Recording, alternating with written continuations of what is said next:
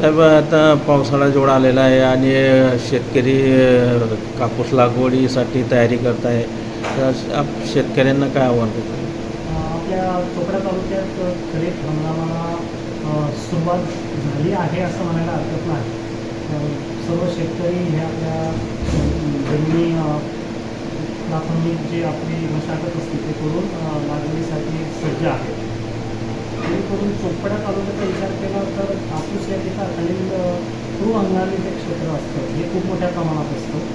त्या अनुषंगाने मी शेतकऱ्यांना एक विनंती सूचित करेन की आपण अद्याप लागवडीची घाई करू नये, जेणेकरून आपल्याला ह्या ज्या काही तापमान आहे या तापमानामुळे आपलं जर्मिनेशन जे निघून क्षमता आहे ते हमरू शकतं. यासोबतच पुढे भविष्यामध्ये पॅराविट सारखा जो प्रादुर्भाव कापसावर येतो त्या अनुषंगाने जर अडचण निर्माण झाली तर आपलं संभाव्य जे उत्पादन आहे ते घटू शकतं.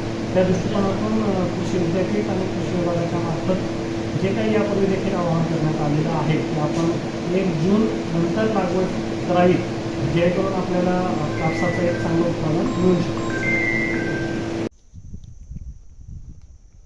या पार्ट